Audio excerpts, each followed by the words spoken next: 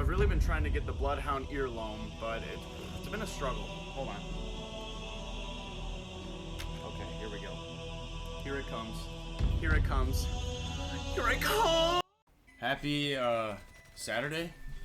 Yeah, if I say Saturday now, then that means it has to come out on Saturday.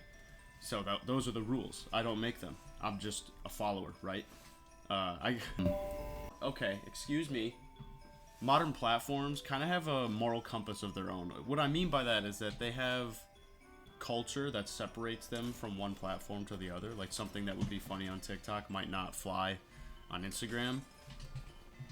And from each of these platforms, we also acquire different information from them.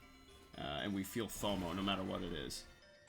So in addition to this FOMO, which isn't much, might I add, because it's just an abundance of useless information, we're victims of misinformation at that, and it sucks because we're allowing it. Our imaginations are dwindling pretty quick, and so is our creativity. Like, I get it. It sucks being bored. Why would I just sit there alone with my thoughts when I could just whip out my phone and get entertained for a little bit? But it's where it was once used as entertainment, it's now... Like, at this point, it's taking over because all of us have way too much free time due to new work situations. Everyone's basically remote, so we've got a lot more spare time. I have a theory that the rapid case of FOMO started with not posting enough and feeling like you missed out on engagement, like back in the day. Whatever you were using, Facebook or Instagram. Instagram was kind of later for me. But even so, I remember going through it at like the same time as like my 10-year-old cousin, and she was getting more likes on her Instagram posts from her middle school friends. And you could see the demon wheels turning right then and there. I'm like, how is this kid know more people than me? It just began a train of thought that never needed to exist in the first place. But I think the FOMO is fueled by not wanting to miss out on the abundance of useless and entertaining information that we convince ourselves is enlightening.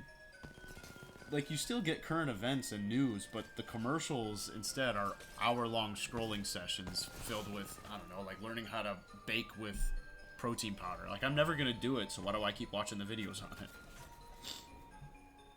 The news kind of used to do the same thing, and they still do, in order to hold attention so that their viewer minutes go up and their ratings go up. Except they did it with fear-mongering told by these mid-pack cigarette-smoking boomers in front of a big boy camera. Sit there and tell you about crap that's going on that you can't control, but, you know, it's a good story. Gotta keep them updated. Gotta let them know that someone died around the corner from them. Like, what the hell? Get a grip. None of these people care about the news that they're sharing. Oh, the amount of fake crying I've seen on the news, dude, is despicable. All these platforms want to do is hold your attention as long as they possibly can, because your attention is very valuable. It's good to be informed, but you don't have to be informed 24/7.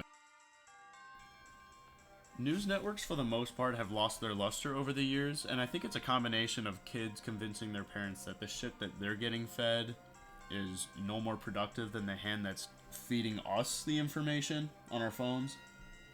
And in addition to that, they couldn't hold the attention of young adults and teenagers of today.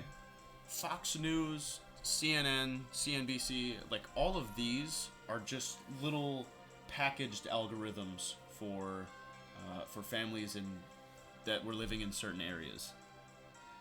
Now, it's catered to us no matter where we're scrolling. Instagram, TikTok, it learns what you want to know. It learns what you want to see and like what your beliefs are. So it's going to feed you shit that seems relevant to you. It's the same echo chamber that we're living in from 15 years ago when our parents would feed us political information and we would just regurgitate it. Not everyone did. I would give credit to some kids. They would do their own research. Not all of them, though. I was not one of those kids. But that was kind of the first time I realized I was talking out my donkey, making claims on stuff that I had no basis for, getting into political arguments that I had no business being in because I didn't know what I was talking about. But I know better now. I know that it's important to keep people's opinions and beliefs under consideration because that's how you learn. You ask people questions, get to understand their background and where they came from. But I'm kind of repeating that cycle again now. I'm regurgitating baseless information from arguably less credible sources, the same way that our parents were doing to us and our parents were doing to each other. We can't control what content comes our way. The algorithm constantly learns your preferences. But what can we do? Well, we can try to mitigate the quantity and also dissociate from it sometimes. Try to ask yourself, is this video attempting to provoke an emotion out of me? Like, what's it trying to accomplish, right? Did they show you someone committing a crime, followed by a sob story and then a puppy? Because at that point, it's just emotional manipulation, and it'll do that. So it's probably time to put the phone down, take a drink of water, rub your feet, you know, take a nap. Once in a while, shut up, sit in silence, let your mind race a little bit, work through the thoughts, and then calm down, come up with some creative ideas, maybe some original thoughts for once, huh? Right? Start drawing inspiration, draw on the walls on crayon, throw stuff at the wall, get risky, lick the inside of the Oreo and then put it together, eat dessert before dinner.